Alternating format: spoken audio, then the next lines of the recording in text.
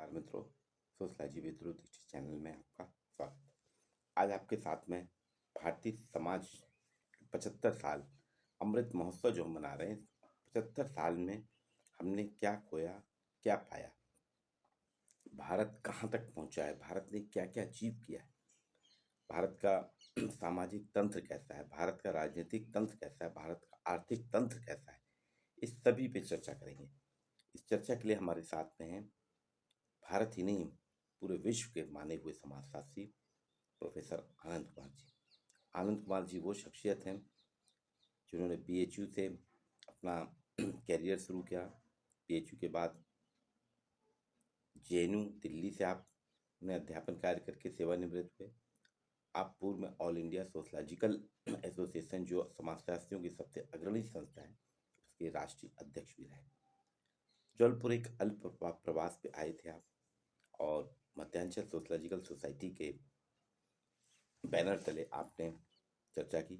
मैं ध्रुव कुमार दीक्षित, सचिव Madhyanchal sociological society ने आनंद कुमार जी से पत्रकारों बुद्धिजीवियों के साथ जो चर्चा की है उसी के रिकॉर्डिंग आपके यहाँ प्रस्तुत कर रहा हूँ, जिसमें बताया जाएगा भारत का सामाजिक तंत्र कैसा है, भारत का लोकतंत्र कैसा है, भारत का आर्थिक तंत्र कैसा है। आइए सुने हम प्रोफेसर आनंद कुमार जी।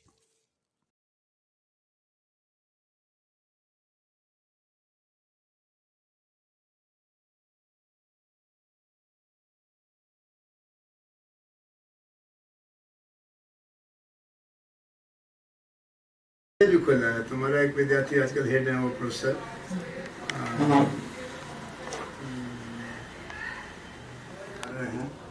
3-4 ट्राइबल्स हमारे नॉर्थ ईस्ट के भी हमारे साथ उन्होंने काम किया। तो वैसे हमारे विद्यार्थियों के निगाह से तो हमने थोड़ा बहुत समझा है, लेकिन हमारा अपना मौलिक काम हालांकि भैया की देन है कि मतलब अभी जैसे वहाँ एक ट्राइबल यूनिवर्सिटी का एक सेंटर है इनके सब जगह, तो मणिपुर में एक सेंटर है। अच्छा, तो अभी बीसी सर वहाँ गए? जी, अच्छा, वहाँ गए हो। अभी हर स्टेट में एक सेंटर, अच्छा, एक केंद्र बना दिया और वो हमारे कांटेक्ट में रहेगा। ये इस तरह के लोग, ये सब सवाल आपने कुछ नए पैदा हुए हैं या पुराने पैदा थे, आपने ध्यान नहीं दिया। तो इस समय चारों तरफ देश में आत्मसमीक्षा का दौर चल रहा है, इसीलिए स्वतंत्रता का 75वां साल जगह जगह मनाया जा रहा है। सरकार भी उसमें कुछ साधन दे रही है और हम समाज वैज्ञानिकों का भी कर्तव्य है कि समाज में जो निर्माण हुआ और जो विध्वंस हुआ उन दोनों को देखें, तुलना करें। पहले से हम बेहतर समाज हुए किस मायने में और पहले से बदतर समाज हुए किस मायने में। तो ये समय तो बहुत अच्छा है आत्मसमीक्षा का। इसमें सर पॉलिटिकल अभी डेवलपमेंट हो रहा है। जी हाँ, मल्टीपल पार्टीज भी आ रही है। जी हाँ, और उसके बाद काफ़ी सारे एक्सपीरियंस लोग भी है सब में, लगभग। और एक अभी नया एक और अभी ट्रेंड चालू हो रहा है धीरे धीरे की जो 2 टर्म या उससे अधिक टर्म एमपी एमएलए रहे हैं, उनको ना देखें, कोई नए लोगों को ले एब्जॉर्ब करें, वैसे बात करने से जो भी है। जी हाँ। तो इसमें सर सोशो जो पॉलिटी है उस पर क्या इम्पैक्ट पड़ेगा कंट्री का यदि हम नए लोगों को अपॉर्चुनिटी देते हैं? एक मायने में आप देखें तो जनतंत्र की जो व्यवस्था है ये एक तरह की शांतिपूर्ण क्रांति है, क्योंकि हमारा समाज तो जातियों का समाज था, ऊंच नीच का बड़ा मर्द औरत के बीच में फासला था और सामंती समाज भी था, जिसके पास ज़मीन थी उसके पास ताकत थी, जिसके पास ज़मीन नहीं थी ज़्यादातर तो भूमिहीन किसान होते थे जो किराए पर खेती करते थे। लेकिन एकदम से राजनीतिक एकता और समानता आ गई, रातों रात मर्द और औरत की राजनीतिक समानता हो गई, जो यूरोप में भी कभी नहीं, दुनिया में कहीं भी स्त्री और पुरुष को एक साथ मताधिकार नहीं मिला। यूरोप में तो औरतों को अलग से आंदोलन करना पड़ा। इसी तरह से जाति का ये सिलसिला था कि गांव के अंदर भी पानी को लेकर, सड़क को लेकर, शिक्षा को लेकर के, रोजगार को लेकर के जाति आधारित वर्गीकरण था, जो हम समाजशास्त्री बराबर पढ़ते थे, जाति व्यवस्था। वहाँ भी राजनीतिक समानता आ गई और शहर और गांव के बीच में बड़ा फासला था। शहर वालों को हम लोग ज्ञानी मानते थे, उनके पास सूचना है, आधुनिकता है, और गांव के लोगों को कहते थे पिछड़े हैं, अज्ञानी हैं। लेकिन गांव और शहर का वोट भी बराबर हो गया। तो इस राजनीतिक क्रांति ने एक ऊर्जा पैदा की, एक शक्ति पैदा की, और वो शक्ति थी राजनीतिक जिम्मेदारी में भाग लेने का सपना, पॉलिटिकल पार्टिसिपेशन। सब ने अपने अपने तरीके से ये सवाल पूछना शुरू किया कि इसमें हमारा क्या हिस्सा है, और फिर इसका समाधान करने के लिए आरक्षण की व्यवस्था संविधान के बनाने के पहले ही आ गई थी। 1934-35 में गांधी जी और अंबेडकर जी का जो विवाद हुआ, तो अंग्रेजी राज में ही आरक्षण की व्यवस्था दलितों के लिए, अनुसूचित जाति के लिए हो गई, अनुसूचित जनजाति के लिए संविधान में आई। उसके बाद मंडल कमीशन के जरिए राजनीति में तो नहीं, लेकिन शिक्षा और सरकारी नौकरी में क्रीमी लेयर को हटा करके जो गरीब पिछड़े थे उनके लिए हुआ। अब इस सरकार ने इकोनॉमिकली वीकर सेक्शन के लिए भी आरक्षण की 15% व्यवस्था कर दी। कहने का मतलब ये है कि भारत ने जो वंचित और प्रभुत्वशाली दो बड़े खेमे थे समाज में, उसके समाधान के लिए वंचित समाज में भी नेतृत्व निर्माण, इलीट फॉर्मेशन का काम शुरू किया आरक्षण के जरिए। तो वो एक बड़ा भारी प्रयोग हुआ। दूसरा, राजनीतिक समानता का सिद्धांत हमने बड़ी हिम्मत से कहा, अंग्रेजों ने भी कहा, औरों ने भी कहा। भारत में ही कुछ लोग थे, कहते थे कि वोट का अधिकार बड़ा नाजुक अधिकार है, बिना शिक्षा के मतदाता मत बनो, और कम से कम चुनाव लड़ने के लिए तो कुछ शैक्षणिक योग्यता रहनी चाहिए। हम लोगों ने कहा, हमारे पुरखों ने कहा कि नहीं, हमारे यहाँ शिक्षा का अभाव जरूर है, औपचारिक शिक्षा का, लेकिन विवेक का अभाव नहीं है। निरक्षर हो सकते हैं हमारे गांव के स्त्री पुरुष, लेकिन विवेकवान है, इसलिए मौका दो। तो हमने पाया कि वो हमारा प्रयोग सफल रहा, क्योंकि कामराज बड़े नेता हुए तमिलनाडु के, और कांग्रेस के अध्यक्ष थे, वो कक्षा 5 से ज़्यादा नहीं पढ़े थे। कर्पूरी ठाकुर बिहार में 4 बार मुख्यमंत्री हुए। जगजीवन राम जी तो लॉ के ग्रेजुएट थे, लेकिन वो दलित समाज से थे, तो दलित को विवेक का अधिकार नहीं था। लेकिन जगजीवन राम जी, उससे भी ज़्यादा बाबा साहब अम्बेडकर जो संविधान सभा के नायकों में से थे। तो एक मायने में हम नई पीढ़ी को बता सकते हैं कि जहां हमारा देश खड़ा था आज़ादी के पहले की सुबह या शाम, उससे हम काफ़ी आगे आए राजनीतिक नव निर्माण की दृष्टि से। तमाम पार्टियां बन गई, विचारधारा के आधार पर पार्टियां बन गई, वामपंथी पार्टियां, दक्षिणपंथी पार्टियां, जाति के आधार पर पार्टियां बन गई, भाषा के आधार पर पार्टियां बन गई। तो हमने जो आधुनिक राजनीतिक व्यवस्था है उसका प्रत्यारोपण काफ़ी अच्छी तरह से किया। लेकिन जो डॉक्टर अंबेडकर ने कहा था, और जो हम समाजशास्त्रियों की भी चिंता है, कि राजनीतिक समानता लेकिन आर्थिक और सामाजिक असमानता, ये अंतर्विरोध भी हमारे स्वराज यात्रा की शुरुआत से ही रह गया। और डॉक्टर अंबेडकर से लेकर गांधी जी तक ने कहा था कि अगर बुनियादी सामाजिक और आर्थिक समानता नहीं होगी तो ये राजनीतिक समानता टिकेगी नहीं। आज हम उस भविष्यवाणी को चिंताजनक स्थिति में सच होते देख रहे हैं। नतीजा क्या है कि जो हमारी लोकसभा है, जैसे स्त्रियों का प्रतिनिधित्व, तो प्रतिनिधिमूलक जनतंत्र, रिप्रेजेंटेटिव डेमोक्रेसी, तो समाज में जो है उनका प्रतिनिधित्व होना चाहिए। तो समाज में औरतें 50%, पुरुष 50%, लेकिन लोकसभा विधानसभा में औरतें कभी भी 15% से ज़्यादा उनको मौका नहीं मिला।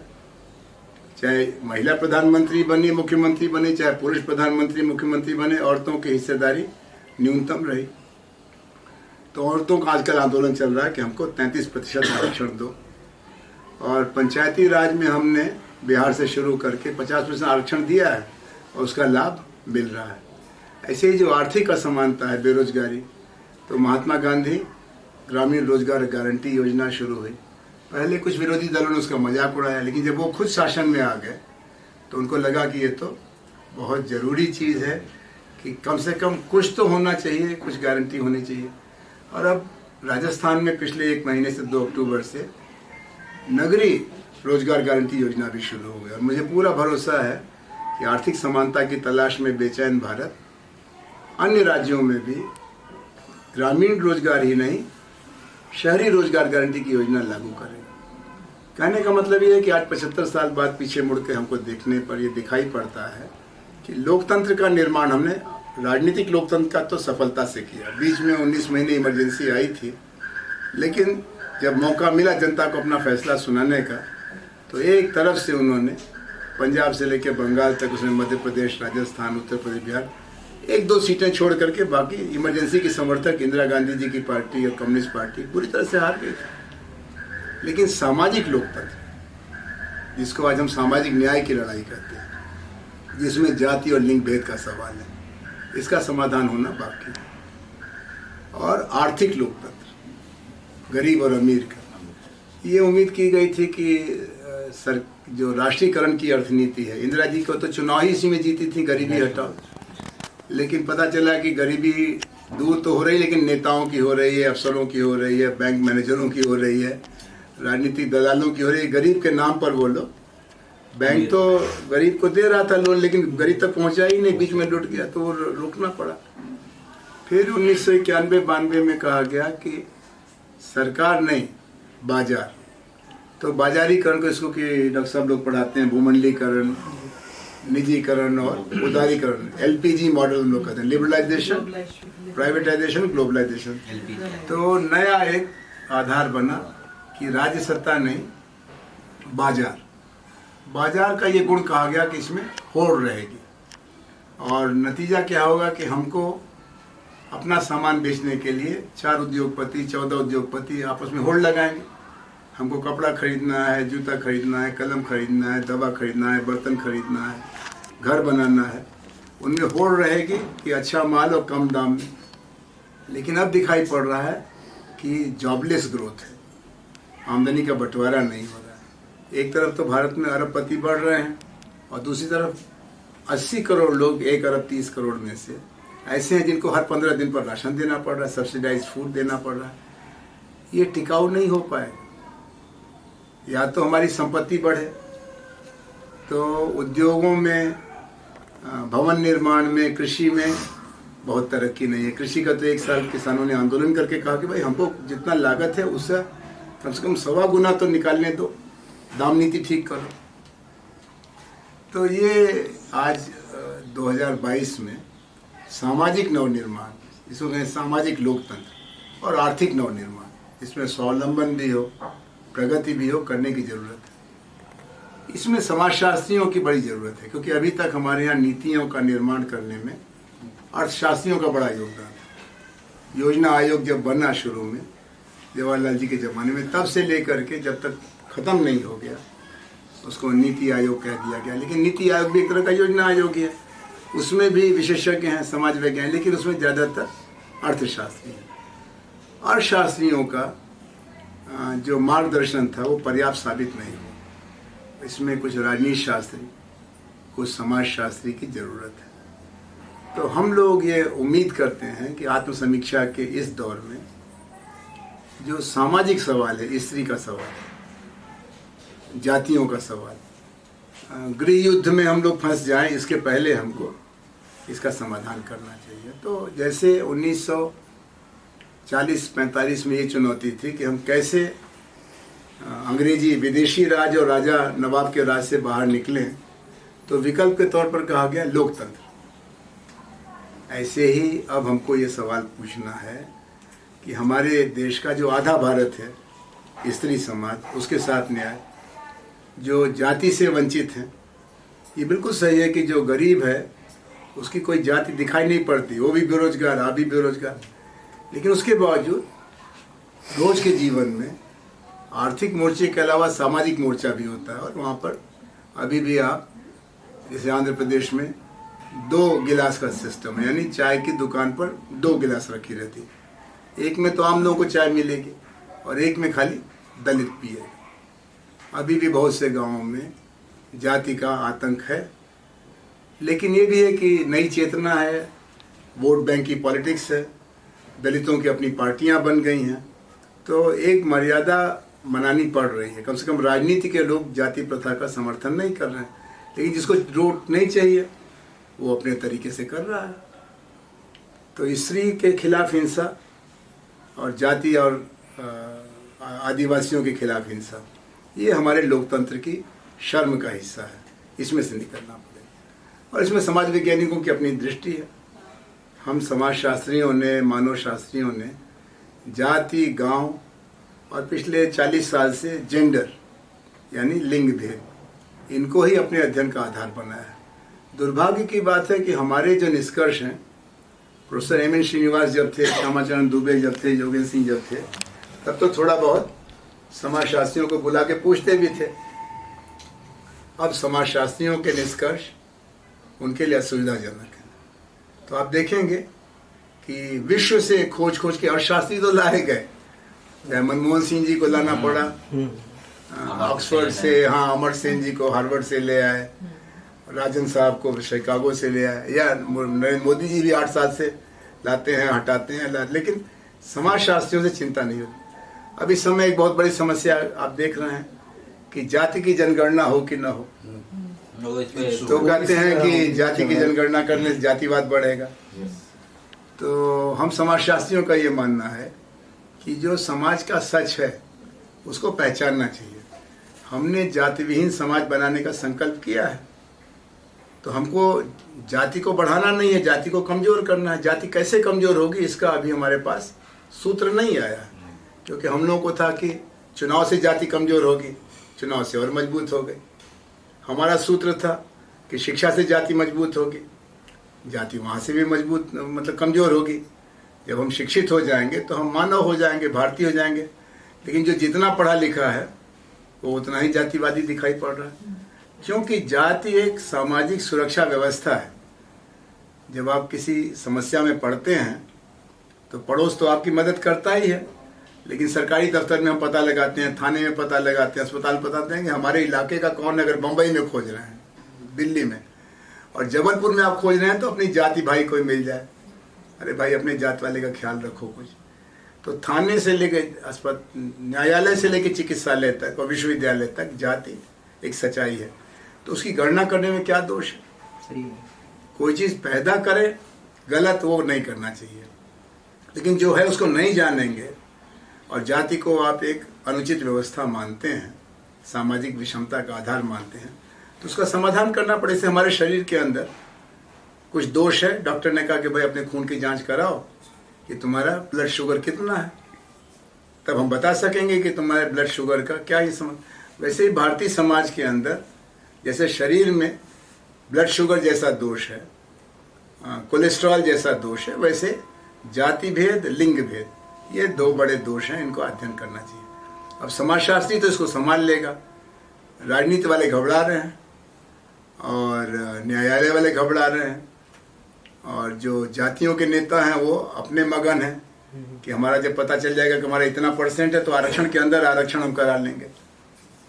तो समाजशास्त्रियों की बड़ी ज़रूरत है। ऐसे ही हम लोग जानते ही हैं कि देश में नगरीकरण बहुत तेज़ी से हो रहा है, लेकिन जितने नगर बन रहे हैं वो सब 3 समस्याओं के शिकार हैं: पर्यावरण प्रदूषण, जल संकट और भीड़। भारत के जो श्रेष्ठ नगर हैं उनमें ये तीनों ही समस्याएं। भारत का सबसे सुंदर नगर कौन है जिसको खूब पैसा मिला है? जैसे घर में सबसे प्यार जिस बच्चे को मिलता है उसको खूब खिलाते पिलाते हैं, कपड़ा ठीक पहनाते हैं, पढ़ाते लिखाते अच्छी तरह से, उसका हर वो घर का राजकुमार होता है। तो भारत का राजकुमार कौन है? जो राजधानियां हैं, जैसे भोपाल, लखनऊ, पटना, और सबसे ज्यादा दुलार किसको मिलता है? दिल्ली को। दिल्ली का क्या हाल है आज? वहाँ की हवा जीने लायक नहीं है और वहाँ का पानी पीने लायक नहीं है, और कहीं से कहीं भी जाना हो तो घंटा 1.5 घंटा ट्रैफिक जाम है। और पोल्यूशन का ये स्तर है कि भारत का ही नहीं, विश्व के सबसे प्रदूषित नगरों में भारत की राजधानी है। और नगरीकरण एक पूरा विज्ञान है जिसको कि समाजशास्त्री, अर्थशास्त्री, राजनीति शास्त्री जानते हैं। लेकिन नगरीकरण किसके हाथ में चला गया है? रियल एस्टेट माफिया के हाथ में चला गया है, नेताओं के हाथ में चला गया, अफसरों के हाथ में चला गया। जितने विकास प्राधिकरण बने हैं वो सब भयंकर भ्रष्टाचार के घर बन गए। कई मुख्यमंत्री इन नगरीकरण के प्रोजेक्ट से खूब कमा करके आज अदालतों में मुकदमा झेल रहे हैं। यहाँ पर हमको समाजशास्त्रियों की जरूरत है। इसी तरह से परिवार आनंद की जगह होनी चाहिए। कहा गया कि 4 आश्रम है हमारे जीवन में: ब्रह्मचर्य, गृहस्थ, संन्यास और वानप्रस्थ। गृहस्थ आश्रम को श्रेष्ठ आश्रम कहा गया, अपने सभी धर्मों कर्मों को निभाने का आश्रम है। लेकिन आज हमारा परिवार, पहले संयुक्त परिवार था, उसके कई दोष थे, लेकिन एकाकी परिवार तो महादोष हो गया। बच्चों का लालन पालन एकाकी परिवार में, जहाँ पति पत्नी और बच्चे हैं, कौन कर रहा है? पत्नी भी काम कर रही है और पति भी काम कर रहा है। न काम करें तो घर नहीं चलेगा। तो बच्चों को कौन बड़ा कर रहा है? दादा दादी, मामा मामी, नाना नानी तो रहे नहीं, टेलीविजन बड़ा कर रहा है। तो ये जो एक खास तरह का व्यक्तित्व बन रहा है, वो बड़ा उग्र है, असहनशील है, आत्मकेंद्रित है। उसके अंदर अपनी जिम्मेदारियों के प्रति चेतना नहीं है। तो जो नया परिवार हम बना रहे हैं, नई सरकार बना रहे हैं, नया समाज बना रहे हैं, नया नगर बना रहे हैं, इनमें बहुत दोष है, ये निर्दोष नहीं है। तो बात को समेटते हुए यही कहना चाहिए कि समाज जैसे शरीर के लिए शरीर विज्ञान जरूरी है, भवन के लिए भवन विज्ञान जरूरी है, समाज के लिए समाज विज्ञान जरूरी है। पिछले दिनों में करीब करीब देश के हर प्रदेश में समाज विज्ञान की शिक्षा की उपेक्षा हुई। ज़्यादातर जगहों पर अच्छे समाज विज्ञान के शिक्षक नहीं, विद्यार्थी नहीं, संस्थान नहीं, उनकी फंडिंग कम कर दी गई है। जहाँ टीचर रिटायर हो रहे हैं वहाँ पर नियुक्तियाँ नहीं की जा रही हैं। लड़के लड़कियाँ पढ़ने के लिए ज़्यादा आ रहे हैं। आज महिलाओं में देखिए तो महिला प्रश्न को समझने के लिए मेडिकल साइंस से ज़्यादा सोशल साइंस को जरूरी मान रहे हैं। जाति से जो पीड़ित हैं वो समझना चाहते हैं कि आखिर राजनीतिक क्रांति हुई, सामाजिक क्रांति क्यों नहीं हो रही है। तो इसको तो समाज वैज्ञानिक से ही पूछने पता चलेगा और अध्ययन करना पड़ेगा। और इसमें सभी परेशान हैं। जो द्विज जातियों के लोग हैं, ब्राह्मण, क्षत्रिय, वैश्य, वो कहते हैं हम तो जातिवादी हैं नहीं, आप हमको क्यों सजा दे रहे हैं। और दलित, ओबीसी, वो कहते हैं आपको पता नहीं है कि आप जातिवादी हैं कि नहीं, आपके आचरण से जाति की दुर्गंध आती है। अब इसका समाधान कैसे निकले? वैसे सांप्रदायिकता एक नया सवाल मंदिर मस्जिद के जरिए, ये सुलझेगा नहीं क्योंकि इसमें वोट बैंक है। तो जहाँ वोट मिलेगा वहाँ उस समस्या को लोग पालते रहना चाहेंगे, बांटो और राज करो। लेकिन राष्ट्र निर्माण सबसे बड़ी बात है, दल निर्माण नहीं, राष्ट्र निर्माण। और भारत अभी राष्ट्र निर्माण के अधूरेपन से जूझ रहा है। हमारे अंदर भारतीयता घट रही। कहते हैं कि अंग्रेजी राज में भारतीयता ज़्यादा थी। जैसे जैसे हम विदेशी राज की यादों से दूर जा रहे हैं, वैसे वैसे अंदर सब तो है, भारतीयता नहीं। आपको क्षेत्रीयता मिल जाएगी। अभी मैं आंध्र से आ रहा हूँ, वहाँ एक भाषा में 2 प्रदेश बन गए। भाषा दोनों की तेलुगु थी। पहले उन्होंने तमिलनाडु मद्रास प्रेसिडेंसी से अपने को अलग किया कि हम तमिल नहीं हैं, हम तेलुगु भाषी, हमारा अलग राज्य बना। फिर कहा कि हम तेलुगु तो हैं लेकिन हम तेलंगाना के हैं और तुम आंध्र के हो, तुम आंध्र वाले सब हमारा आकर के कब्जा कर लिए, हमको अलग करो। तो क्षेत्रीयता, भाषा आधारित झगड़े, धर्म आधारित झगड़े और जाति आधारित झगड़े, इसका समाधान राजनीति के अगर कर सकते तो 75 साल में कर लिया होता। वो समाधान की बजाय व्यवधान पैदा कर रहे हैं। पहले पार्टियां विचार के आधार पर थी, अब पार्टियां, जिस पार्टी का जाति आधार नहीं है उस पार्टी का कोई भविष्य नहीं है। और जिस पार्टी का जाति आधार बन गया, खुदा न खास्ता, वो फिर खानदान के खानदान जैसे प्राइवेट कंपनी होती है, मरने के बाद उनको सौंप दे रहे हैं। और उनके लड़के लड़की चाहे जितने भी नालायक हों, वोट बैंक पॉलिटिक्स चल रही है। तो हम ऐसे एक भंवर में फंस गए हैं जिसमें से कि हमारी नाव को निकलना बहुत जरूरी है। और इसमें नई पीढ़ी को, हमारी पीढ़ी से बहुत शिकायत है कि हम विदेशी राज से मुक्ति पा गए, हमारे पास अपना राज आ गया। और आपने इन सवालों का अध्ययन क्यों नहीं किया? अगर अध्ययन किया तो इनका समाधान क्यों नहीं किया? लेकिन ये बात भी सही है कि हमारे देश की नई पीढ़ी बहुत आत्मविश्वासी पीढ़ी है, वो पराजित पीढ़ी नहीं है, वो समस्याओं का समाधान करने की कोशिश करे। इसीलिए भारत में पर्यावरण का जो सवाल है आज युवाओं का बहुत बड़ा सवाल है। स्त्रियों के खिलाफ हिंसा का जो सवाल है, जैसे वो घटना हुई ना निर्भया की, निर्भया उनमें से किसी की बेटी नहीं थी, लेकिन हर स्त्री को ये लगता था कि दिल्ली शहर धीरे धीरे राक्षसों के हाथ में जा रहा है।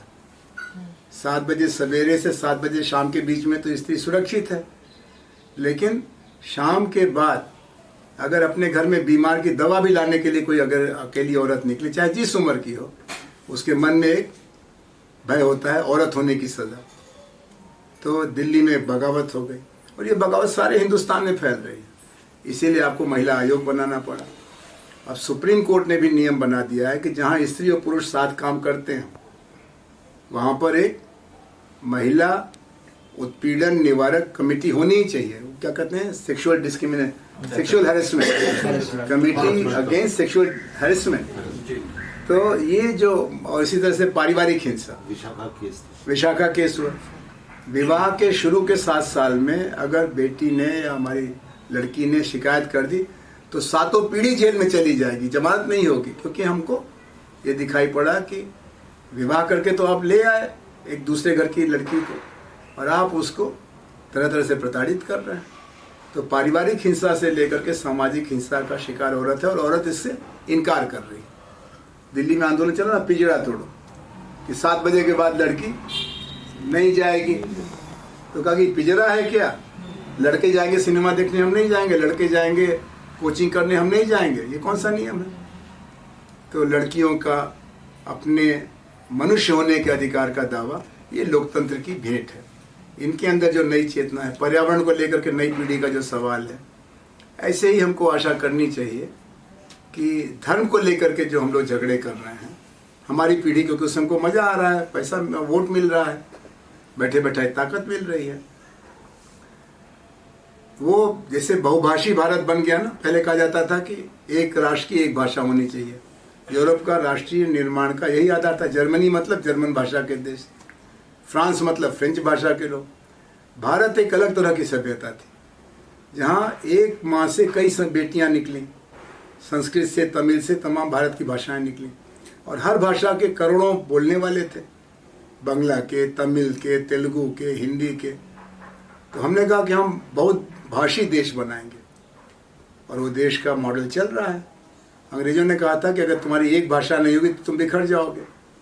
आज हमारी संविधान में ही 19-20 सरकारी भाषाएं हैं। उड़ीसा का राज उड़िया में चलता है, लेकिन उड़ीसा भारत से अलग होने की लड़ाई नहीं लड़ रहा है। तो जैसे बहुभाषी देश बन गया, वैसे ही बहुधार्मिक देश कैसे बने, ये भारत को दुनिया को बताना है। क्योंकि यूरोप के पास का समाधान नहीं है। यूरोप में ज़्यादातर देश एक धर्म के हैं, या तो ईसाई हैं और या तो मुस्लिम है। मुस्लिम तो बहुत कम है, पहले तो होते थे, स्पेन में इस्लाम का राज था। अरब देश में खाली मुसलमान है। लेकिन दुनिया में आते जाते अब हर देश में हर धर्म के लोगों के लिए जगह बन रही है।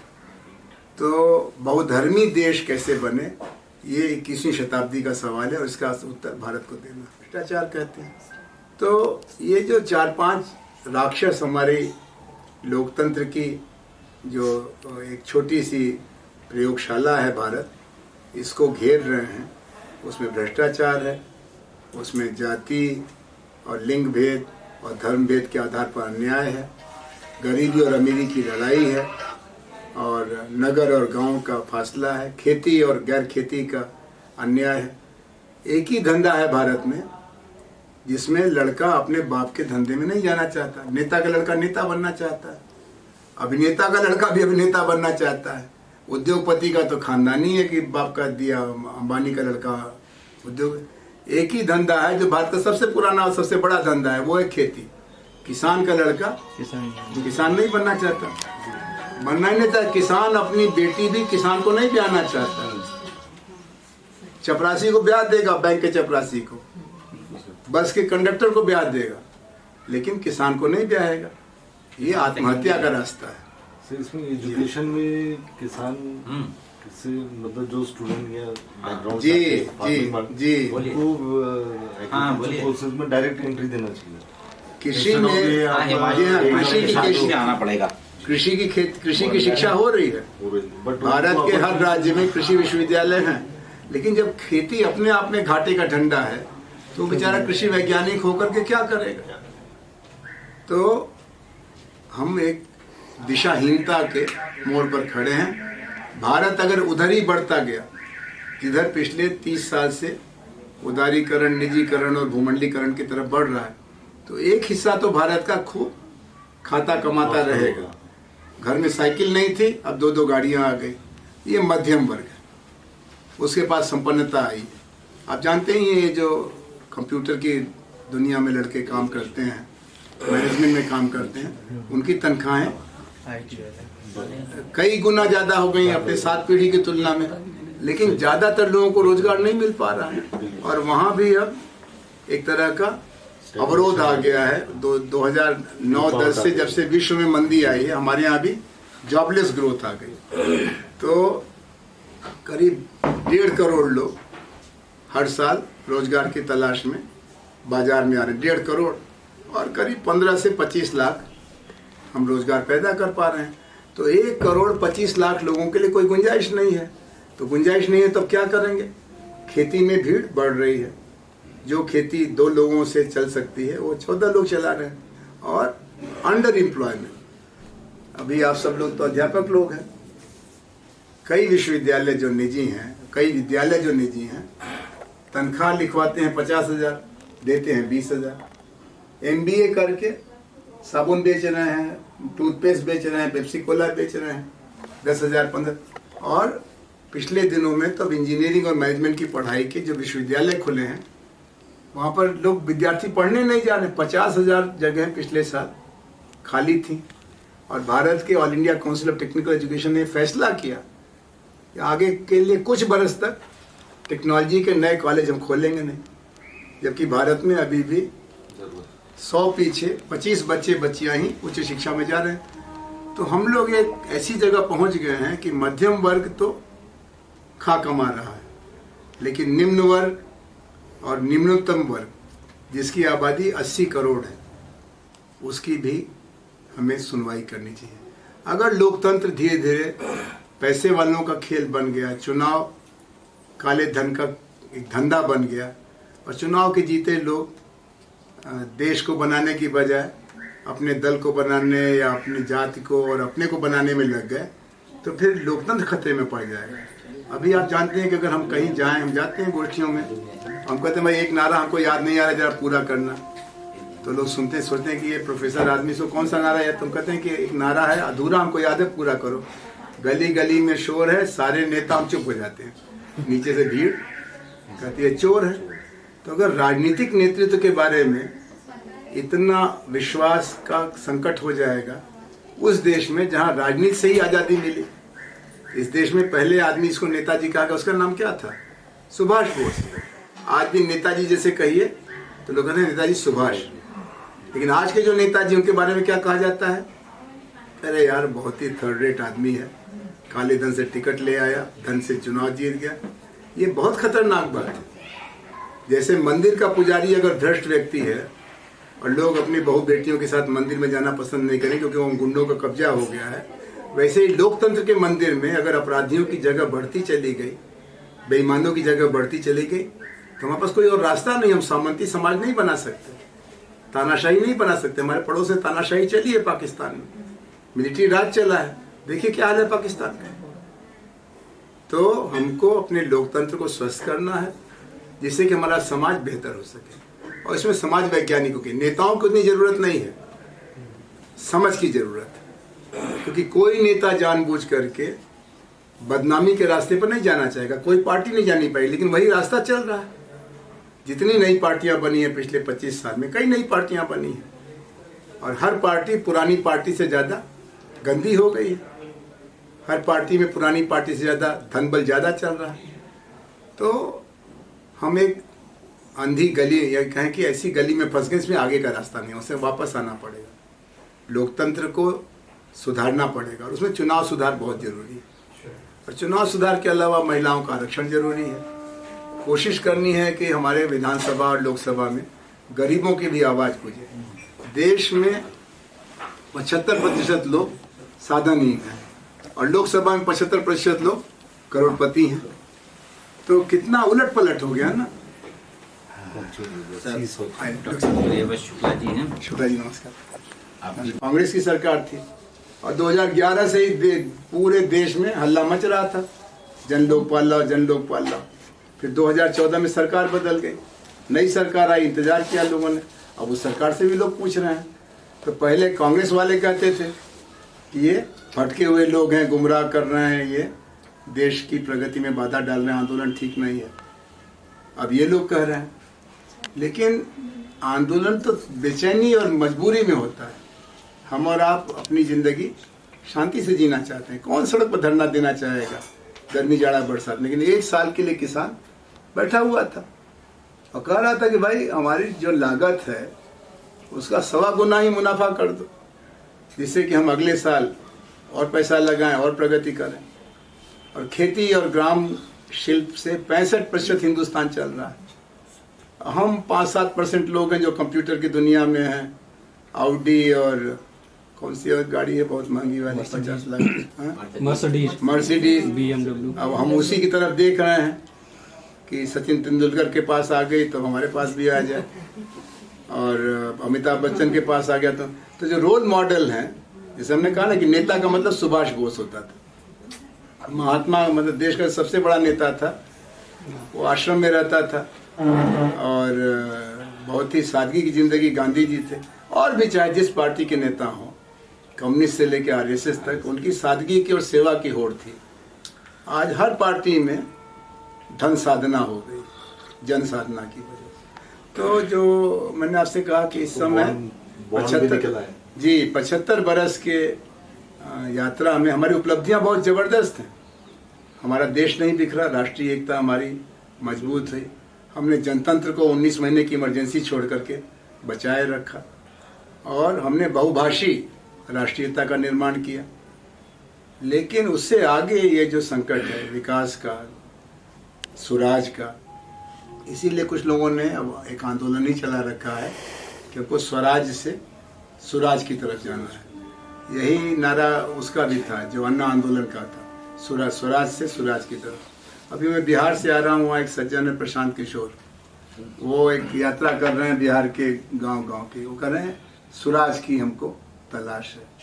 आम आदमी पार्टी एक पार्टी नई बनी थी, उसमें कुछ दिन हम लोग भी थे, वो भी यही कहते हैं स्वराज चाहिए। अन्ना हजारे यही कहते हैं, मोदी जी भी यही कहते हैं, आजकल राहुल जी भी पैदल चल रहे हैं, वो भी यही कह रहे हैं।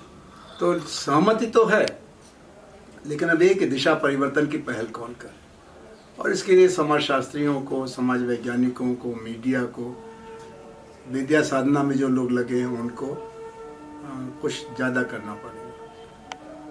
सर एक चीज, ये जो फ्री बांटने की राजनीति है, सभी सरकारें जो बांटे पड़ी हैं, वो एक जैसे कहते हैं ना कि लोग चलेगा, वो टैक्स हम आप सब दे रहे हैं, हमको तो उतना कुछ मिलता नहीं ना। वो लोक लुभावन नीति है जिसका कि कोई भविष्य नहीं है। आप अगर एक चीनी कहावत है कि लोगों की भूख को मिटाने के 2 तरीका, एक तो रोज उनको सवेरे आप जाके मछली दे आइए, जो खाते हैं वो लोग, चीन के बारे में है। दूसरा है कि उसको मछली पकड़ना सिखाइए जो आत्मनिर्भर हो। तो भारत का जो लक्ष्य था वो था स्वावलंबन, स्वदेशी और स्वावलंबन। विदेशी को हटाना है और पर निर्भरता को हटाना है, यही लड़ाई थी, स्वदेशी और स्वावलंबन। आज भूमंडलीकरण के दबाव में हमारे बाजार में मोबाइल तो चलता है, फिर भी गणेश लक्ष्मी भी अब विदेशी है, चीन की बने गणेश लक्ष्मी आ गए। दिवाली को जो दिया जलाते थे, अब वो लतर आ गई है मेड इन। बच्चे भी कहते हैं मम्मी वही खरीद के ले आएंगे, दिया की झंझट है। तो हमारे घर में विदेशी पहुंच गया, पटाखे विदेशी आ गए, और सस्ता परावलन सस्ता। तो ये तात्कालिक सस्ता है, जब हमारा बाजार खत्म हो जाएगा तो रोजगार खत्म हो जाएगा, तो हमारी फिर क्रय क्षमता खत्म हो जाएगी। आज भारत की मंदी का कारण क्या है कि बाजार में मांग नहीं है, नए मकान के लिए, नई साइकिल के लिए, नए कपड़े के लिए। क्यों नहीं है? क्योंकि हमारी आमदनी नहीं है। आमदनी के बड़े जो 2 रोजगार के क्षेत्र हैं वो हैं लघु उद्योग और खेती, और दोनों घाटे में चले गए हैं। तो ये संकट अमेरिका का भी है, इंग्लैंड का भी है, जर्मनी का भी, लेकिन उनका कुछ प्रगति का इतिहास है। चीन में तो तानाशाही है। भारत में ये जो सब्सिडी के आधार पर हम लोगों के गुस्से को काबू में किए हैं, ये जी। अल्पकालीन है, ये काट की हाड़ी है, ज्यादा दिन नहीं चल पाए, चाहे जो सरकार कर रही। मोदी परसों ही बोले ना पेट्रोलियम मिनिस्टर की 4 रुपए सस्ता दे रहे हैं अभी भी पेट्रोल 1 लीटर। अधिकार है वो थर्ड जेंडर को भी मिलना चाहिए, वो फिजिकली चैलेंज को भी मिलना चाहिए। अब तो बच्चों और बूढ़ों के भी अधिकार की बात आ रही है। एक तरफ बच्चों के अधिकार का एक पंजीकरण हो रहा है, उसी से बूढ़ों का भी। पहले होता था कि 60 या 65 साल के हो गए तो बेकार हो गए। अब बूढ़े माँ और मौसी को भेज देते थे द्वारका काशी। अब बूढ़े आदमियों का क्या करते थे हमको नहीं मालूम है, लेकिन गांव में आजकल सब सोते नहीं डर के मारे बूढ़े, क्योंकि 58-59 के जब आदमी अगर मर जाएगा तो उनके लड़के को नौकरी मिल जाएगी। तो जितने बूढ़े हैं अपने लड़कों से घबरा के, दुश्मन से नहीं कि रात में तौलिया से हमको खत्म करेगा जाके, फिर उसको क्या कहते हैं कंपनसेशन ग्राउंड, कंपनसेटरी जो एम्प्लॉयमेंट मिल जाएगा, ऐसे तो मिलना नहीं है। तो बूढ़ों के लिए भी नया एक ओल्ड एज क्या कहते हैं, उसको कहते हैं हेल्पेज सोसाइटी। बूढ़ों के लिए पर मर्यादा का जीवन, बच्चों के लिए मर्यादा का जीवन, लड़कियों के लिए मर्यादा का जीवन। तो हमारी पीढ़ी उस संक्रमण से गुजर रही है। बच्चे थे हम लोग तो बड़ों से पीटे, अब मन करता है कि बच्चे को पीटे तो तुरंत पुलिस आ जाएगी, क्योंकि अब बच्चे को आप स्कूल के टीचर नाम लिखाते समय पहला बात यही कहते थे, पता नहीं डॉक्टर साहब आपके पिताजी ने कहा कि नहीं कहा, गुरुजी अगर ठीक से तनी सजा वो करे, न माने तो 4 छड़ी लगाए, हम कुछ ना कहा तो के। भोजपुरी में हम लोगों के माता पिता यही कहते थे। अब जब बाप ने ही सौंप दिया जल्लाद के हाथ में तो पिट रहे हैं, गणित सीख रहे हैं, अंग्रेजी सीख रहे हैं, फिर बड़े आदमी बन रहे हैं। तो बड़े होके कहते थे कि बचपन में हमको बहुत झापड़ लगा, तभी हम बड़े। अरे भाई झापड़ से आप बड़े आदमी नहीं बने। तो हिंसा बच्चों के खिलाफ, स्त्रियों के खिलाफ, वो क्या तुलसीदास से लिखवा, समुद्र ने कहा ना रामचंद्र जी से, नहीं ढोर गंवार शूद्र पशु नारी सकल ताड़ना के अधिकारी। तो अब तो पशु के खिलाफ भी आप हिंसा नहीं कर सकते हैं। एक सोसाइटी पूरी नौजवानों की, इसकी पीढ़ी की society for preventing cruelty against animals. अगर आपने किसी कुत्ते को ढेला मार दिया तो ये इस पीढ़ी के सब हमारे खिलाफ FIR कर देंगे। तो जब वो काटता है तब कोई नहीं करता है, करती है हमारे यहाँ पीछे ना। अच्छा, कबूतरों ने वो अच्छा जी, जो इस समय की चुनाव व्यवस्था है ये जनशक्ति के बजाय धन शक्ति पर चलती है। तो केजरीवाल जी ने भी जब हम लोगों के साथ काम शुरू किया, पहले चुनाव में अल्पमत में आए हम लोग, लेकिन कांग्रेस ने बिना शर्त समर्थन दिया। लेकिन जन लोकपाल बिल जब पास करने का सवाल आया तो कांग्रेस पीछे हट गई, तो इस्तीफा देना पड़ा। फिर दोबारा चुनाव हुआ, दोबारा चुनाव लोकसभा का लड़े हम, 400 जगहों पर उम्मीदवार बने, कुल 4 लोग जीते, बाकी ज़्यादातर लोगों की दिल्ली छोड़ के जमानत जब्त हो गई। तो ये निष्कर्ष निकला कि चुनाव का खेल बिल्कुल अलग है। अन्ना जी ने भी मना किया था कि चुनाव से अलग रखो, आंदोलन का विज्ञान अलग है और चुनाव का विज्ञान अलग है। आंदोलन में चाहिए जनशक्ति और चुनाव में चाहिए धन शक्ति। तो केजरीवाल जी ने जब दोबारा चुनाव हुआ तो बहुत से ऐसे लोगों को टिकट दिया जो धन शक्ति वाले थे। उनमें से कई लोग तो ऐसे थे जो पिछले चुनाव में आम आदमी पार्टी के खिलाफ लड़े भी थे। तो उन्होंने कहा कि साहब विनेबिलिटी चाहिए। तो उन्होंने कहा अगर विनेबिलिटी ही चाहिए तब बीजेपी और कांग्रेस में क्या खराबी है, वो भी दाल में कंकड़ के बराबर धन वालों को टिकट देते हैं। तो फिर नई राजनीति, हम लोग चाहते थे वैकल्पिक राजनीति, अल्टरनेटिव पॉलिटिक्स, वो चाहते थे पॉलिटिकल अल्टरनेटिव। तो उन्होंने वैकल्पिक दल बनाया और उनको वोट भी मिल रहा है, क्योंकि दिल्ली में पानी और बिजली के सवाल पर, गरीब लोगों के सवाल पर जो 2 बड़ी पार्टियां थीं कांग्रेस और बीजेपी, उन्होंने उनको अपने ध्यान से उतार दिया था। आम आदमी पार्टी अपने तमाम दोषों के बावजूद बिजली माफ नहीं, पानी माफ और बिजली हाफ कर दिया है। तो जब तक वो पानी, बिजली और ऑटो वालों का, खोमचे वालों का, गरीबों के स्कूल का ख्याल रखेंगे और जब तक बीजेपी और कांग्रेस गरीबों के सवाल पर वापस नहीं आएगी तब तक उनका भविष्य वहाँ सुरक्षित है। लेकिन वैकल्पिक राजनीति जिसमें भ्रष्टाचार मुक्त शासन होगा, उससे वो पीछे हट गए। दिल्ली उन राज्यों में है जहाँ जन लोकपाल नहीं है, उसी के लिए तो चले थे हम लोग। तो आम आदमी पार्टी अब एक औसत पार्टी हो गई है, जहाँ टिकट बेचा जा रहा है, जहाँ जीतने वालों को ही टिकट दिया जा रहा है, चाहे वो धन बल पर जीते चाहे जाति बल पर जीते। गंगा गए गंगा दास हो, जमुना गए जमुना दास हो रहे हैं। दिल्ली में जब हिंदू मुसलमान का झगड़ा हुआ तो आम आदमी पार्टी के 67 MLA थे या 63 थे, ये आधा दर्जन मंत्री थे, कोई नहीं दिखाई पड़ा। हिंदू मुसलमान एक दूसरे से झगड़ते रहे, जैसे कांग्रेस करती थी, जैसे बीजेपी करती है। अभी कह रहे हैं सर्वधर्म समभाव की बजाय कि भारत के नोट में गणेश लक्ष्मी कर दे। अरे भाई, गणेश लक्ष्मी तो हर हिंदू पूजा करता है, लेकिन ईसाई तो तब कहेगा जीसस को लाओ, मीरी को लाओ, मुसलमान कहेगा कि किसी को मत लाओ, बौद्ध कहेगा कि भगवान बुद्ध को लाओ, जैन कहेगा तब। तो ये जो कर रहे हैं हवा के रुख के हिसाब से, तो नेता वो होता है जो समाज को दिशा दे। भीड़ के धक्के में जो चलेगा वो नेता थोड़ी हो, तो बाजीगर। तब ये बाजीगरी नेतृत्व कर रहे हैं, कहीं पर बीजेपी के साथ हैं, कहीं कांग्रेस के साथ हैं।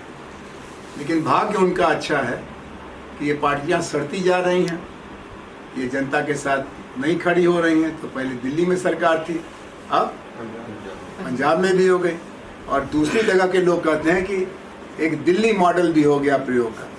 तो हमने कहा कि दिल्ली मॉडल के 2 ही सबूत हैं, बढ़ता प्रदूषण और बढ़ती शराब की दुकानें।